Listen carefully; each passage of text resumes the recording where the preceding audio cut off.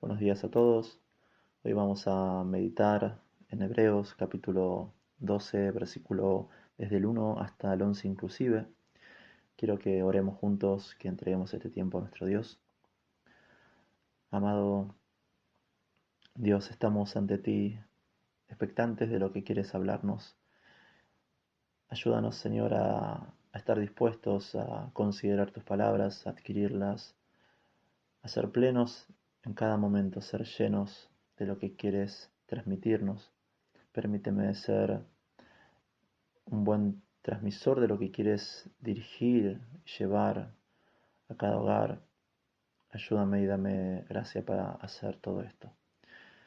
Permíteme ser útil en este momento para edificar a lo que es tu pueblo. Entregamos este tiempo en el nombre de Jesús. Amén. Déjame contarte primero una historia que nos va a ayudar un poco a comprender, a entender lo que Dios también quiere enseñarnos. Resulta que en un pequeño pueblo un niño tenía ese hábito de observar a un hombre que trabajaba, era un alfarero, todos los días. El niño veía cómo este hombre moldeaba el barro, pero se sorprendía cuando de repente el alfarero rompía lo que hacía, lo que había hecho y empezaba de nuevo. Un día el niño no aguantó mucho la curiosidad y se acercó y le preguntó: ¿por qué destruyes lo que ya casi está terminado?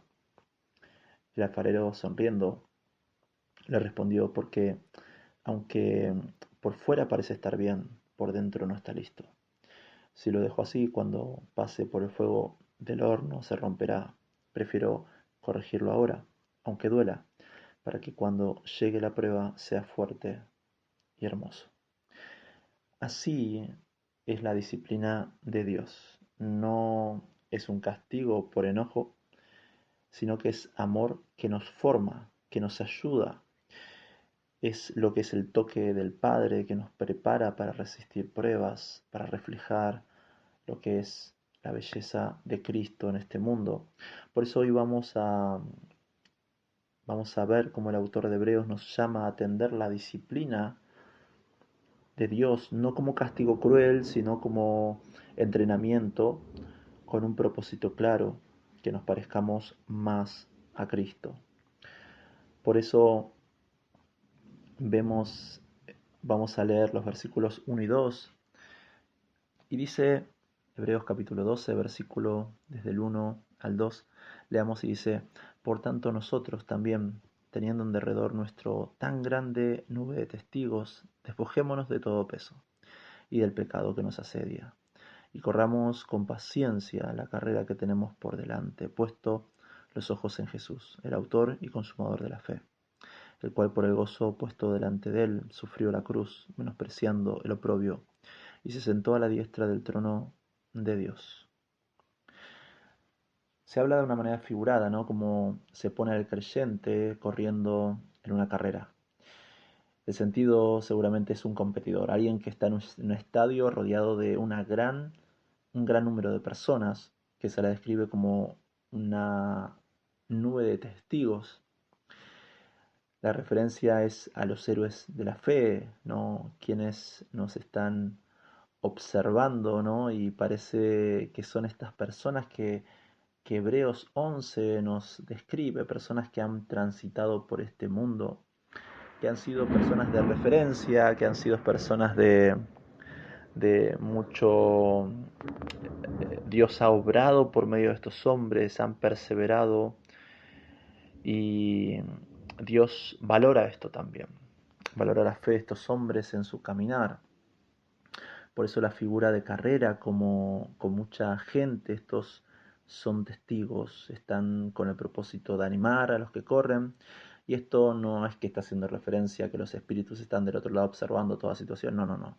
Sino es lo que hace referencia es justamente a lo que es una metáfora.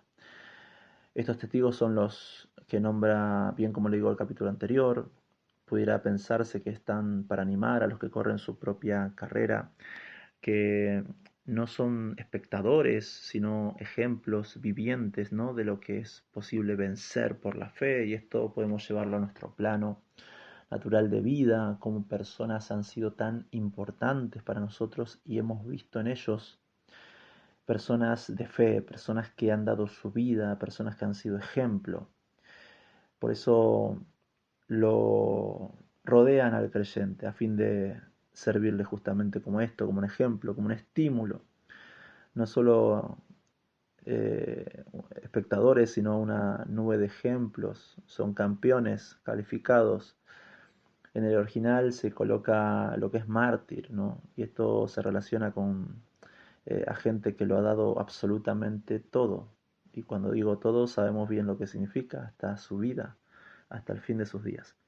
Jesús lo que demanda es compromiso, aún, sí, hasta la muerte. Apocalipsis 2:13 dice, yo conozco tus obras y dónde moras, donde está el trono de Satanás, pero retienes mi nombre.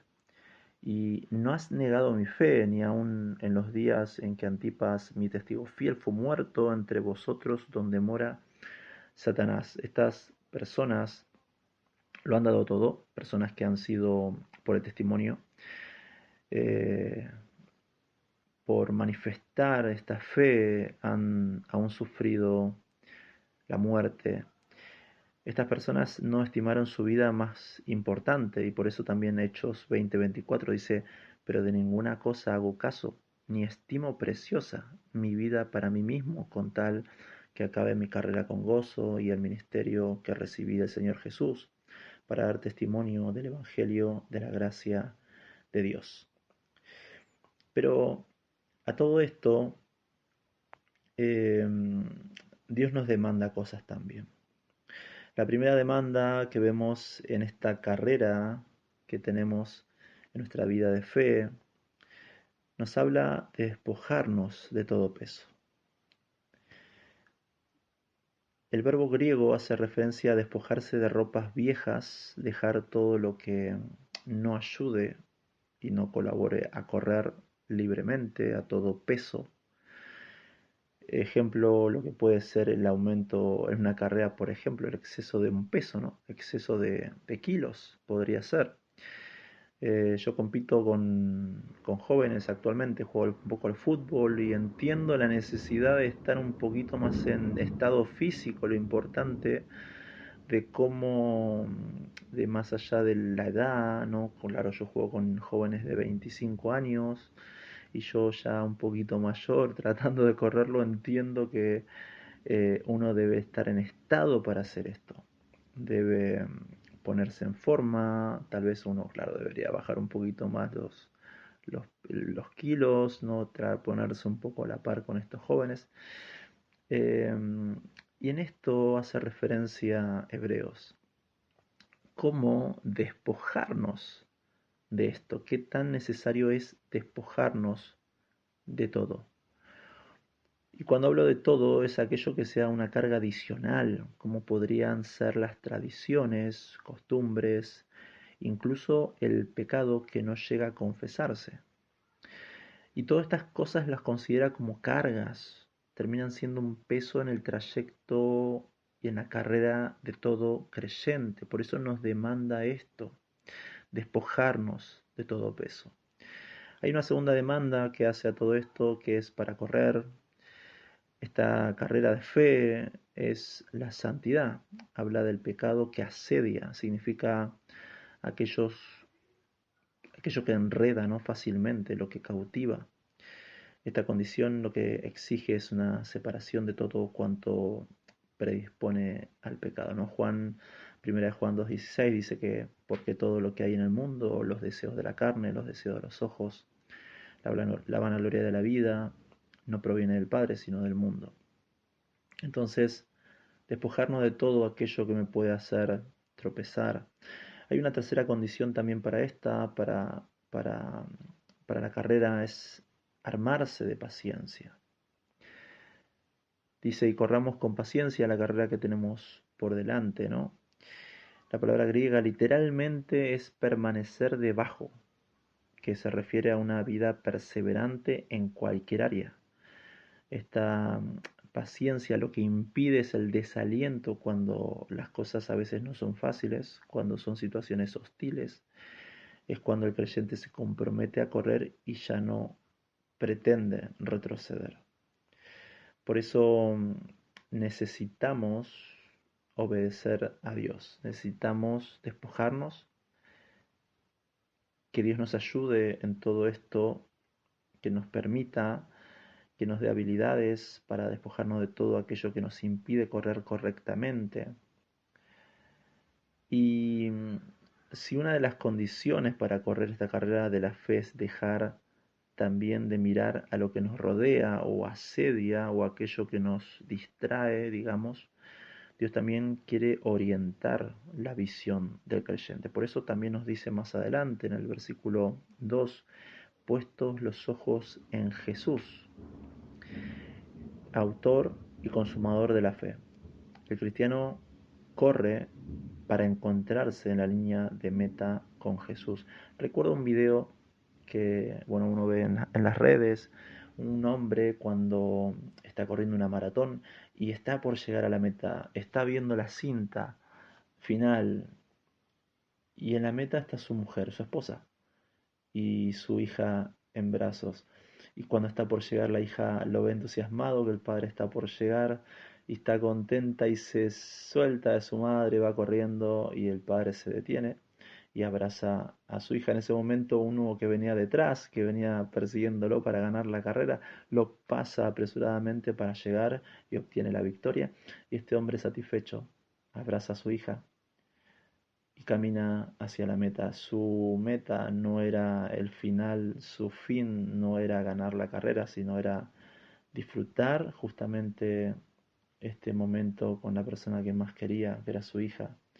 Y enfrente tenía a su esposa y podía entender en todo esto en qué estamos poniendo nuestras miradas, ¿no? Y en qué fijamos nuestras metas. Por eso el cristiano corre para encontrarse en la línea de meta con Jesús.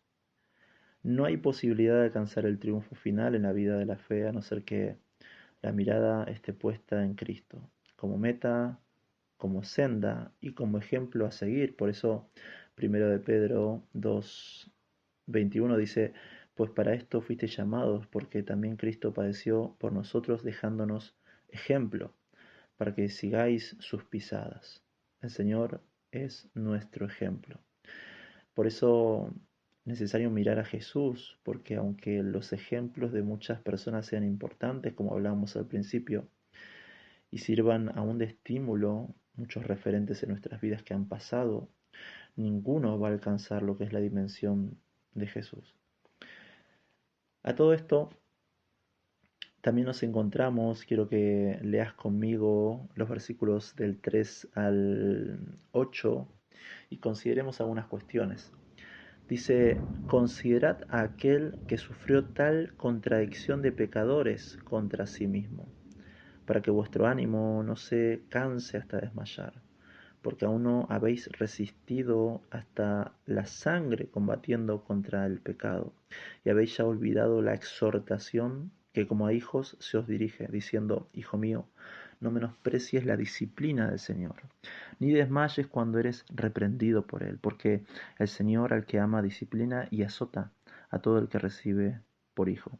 Si soportáis la disciplina, Dios os trata como a hijos, porque ¿qué hijo es aquel a quien el Padre no disciplina? Pero si se os deja sin disciplina, de la cual todos han sido participantes, entonces sois bastardos y no hijos. Saben que estas personas del siglo I eran personas que esperaban conflictos. El autor describe a creyentes judíos que estaban siendo y sufriendo persecución. La vida de fe trae conflictos. Juan 16:33 dice, estas cosas os he hablado para que en mí tengáis paz, en el mundo tendréis aflicción, pero confiad, yo he vencido al mundo.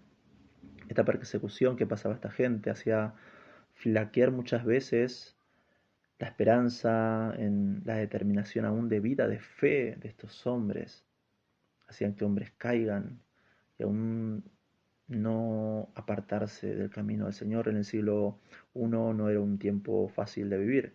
Muchos pensaban que también el sufrimiento aún significaba lo que es el abandono de Dios. Miren el concepto que había en esos tiempos y aún lo vemos en los discípulos. Ahora les comentaré un poquito. Hebreos también corrige esta idea, ¿no? El sufrimiento en realidad es muchas veces prueba que son hijos amados, aún en esos tiempos difíciles. Por eso ese desaliento se supera con el ejemplo del Señor, de modo que el ánimo no se canse hasta desmayar, nos dice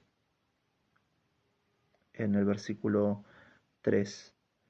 Apocalipsis 2:10 dice, no temas en nada lo que vas a padecer. He aquí el diablo echará a algunos de vosotros en la cárcel para que seáis probados, y tendréis tribulación por 10 días. Sé fiel hasta la muerte, y yo te daré la corona de la vida. No era simple vivir en estos tiempos, no era nada grato pasar esas exigencias o esas pruebas. El versículo 4 dice, resistan porque aún no ha corrido la sangre. Es una... Los hombres de ese tiempo entendían esa frase con mucha claridad, eh, ya que se considera como las luchas atléticas con los gladiadores. ¿Se acuerdan cómo solía llegar sangre? Y estamos hablando de heridas mortales que llegaba justamente hasta la muerte. Esa expresión es llegar justamente al último momento de sus vidas. Estamos hablando de derramar sangre, la muerte de Jesús, ¿recuerdan?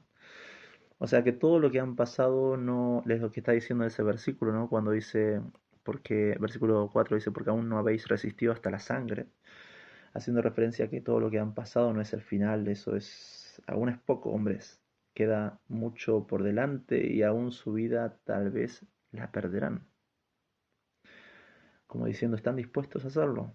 ¿Están dispuestos a defender? Así han sufrido muchas personas en ese tiempo.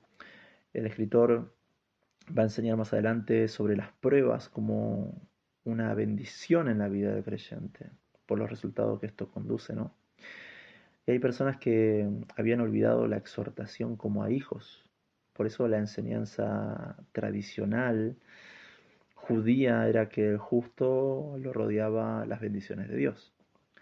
Les hacía confundir con la razón del beneficio que tienen las pruebas en la vida del creyente. Por eso eh, había una posición, ¿no? Por ejemplo, los amigos de Job tenían esas ideas, por ejemplo, por algo te está pasando esto, Job, por esto estás sufriendo, por algo estás viviendo todo lo que estás viviendo. Es el castigo de Dios, Job, como que les decían. Había un pensamiento en ese tiempo así tal cual. Era un pensamiento muy legalista, tanto así que los discípulos de Jesús lo tenían también. ¿Se acuerdan una ocasión?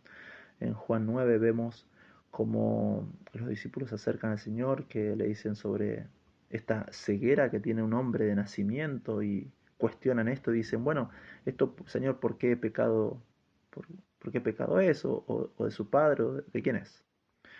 Había una mirada muy legalista que que se ve en tantas personas aún hoy en día, ¿no? El cúmulo de pruebas que lleva que la persona fortalezca la fe y consolide paciencia, situaciones difíciles, extremas, que las personas que pasan.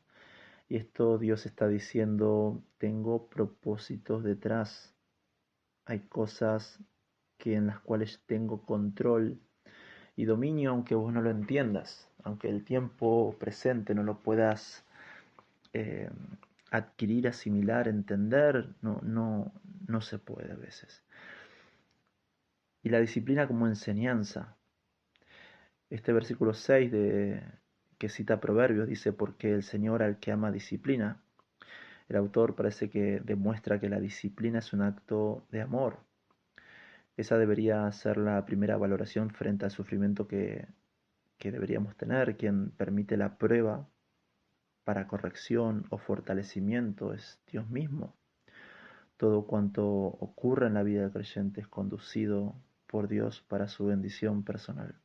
Por eso Romanos 8:28 dice, y sabemos que a los que aman a Dios, todas las cosas les ayudan a bien, y esto es, a los que conforme a su propósito son llamados. José tampoco tal vez pudo entender esto en un momento de su vida, ¿no?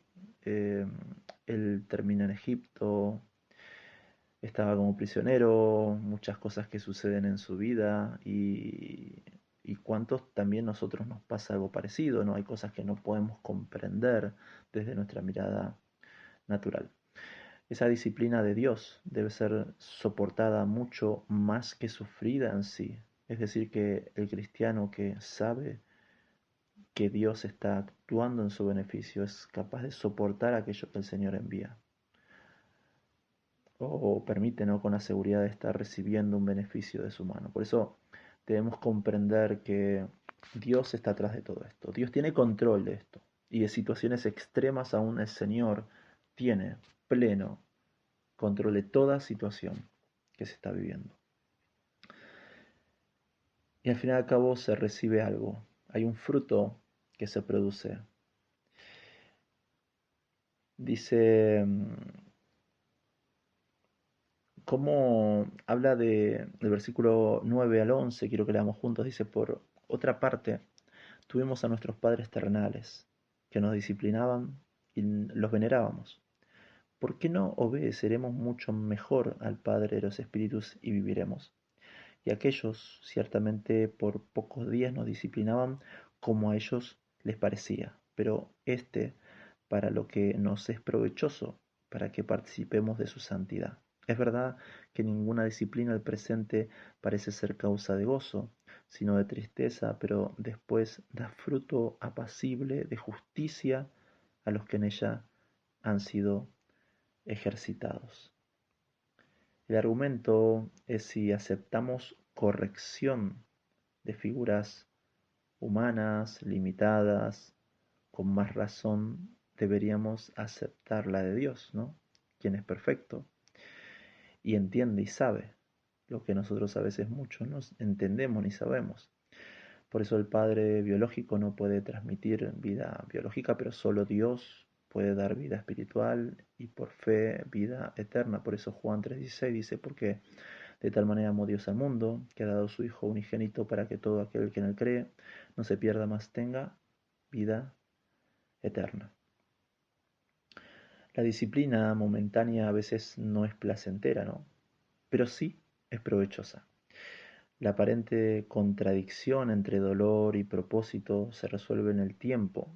Por eso dice, al presente ninguna disciplina parece ser causa de gozo, sino de tristeza, pero después da fruto, lo que nos dice el versículo 11.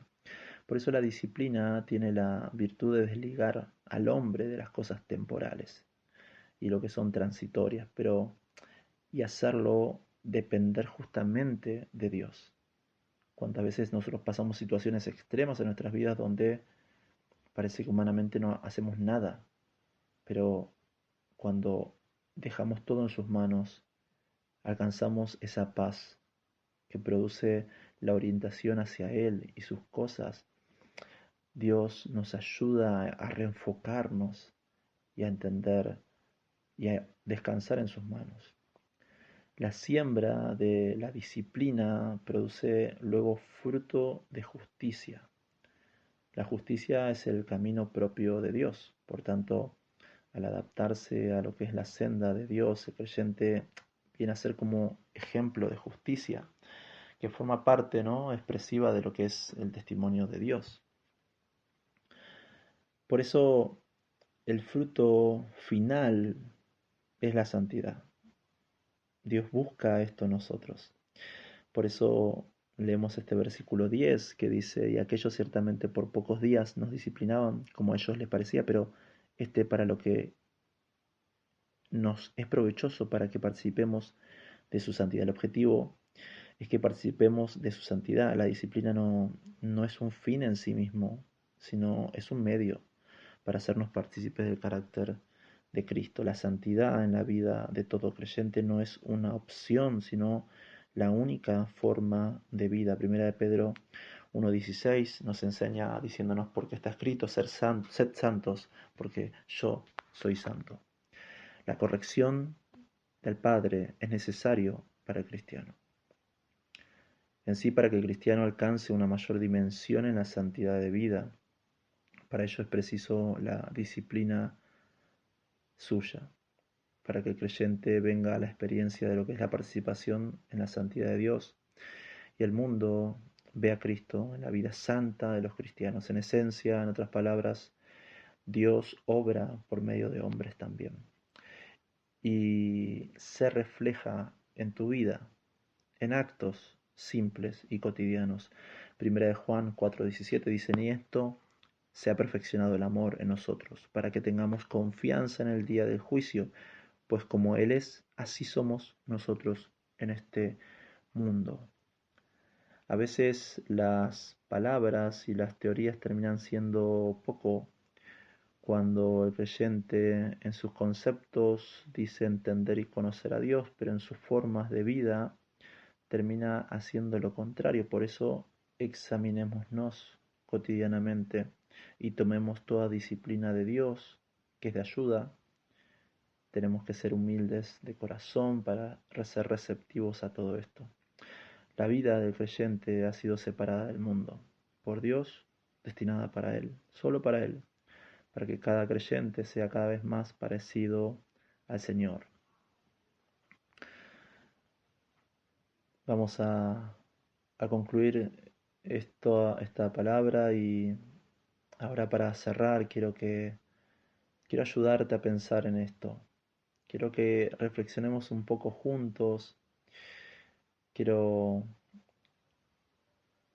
primero vimos que la vida cristiana es una carrera que exige dejar cargas. Corremos en este camino de fe. Nos exige esto, dejar todo lo que nos pesa. Necesitamos recibir disciplina y producir fruto de santidad en este mundo. Todo con la mirada puesta en Jesús. Segundo, quiero que nos preguntemos también, ¿cómo estamos reaccionando a la disciplina de Dios? ¿Cómo lo hacemos? ¿La estás resistiendo o la estás abrazando? Recuerda que Él te disciplina porque te ama. También quiero motivarte, no estás siendo quebrado para ser destruido. Estás siendo moldeado para ser glorificado. Cada lágrima tiene un propósito en las manos de Jesús. ¿Recuerdas la historia del alfarero con el barro? Como el alfarero con el barro, Dios sabe cuánta presión aplicar, cuánto detenerse, cuándo hacerlo. Aunque sientas que te está rompiendo, en realidad te está rehaciendo a la imagen de Cristo. Dios tiene el control. Que el Señor te bendiga y fortalezca mientras corremos juntos esta carrera de fe. Dios te bendiga.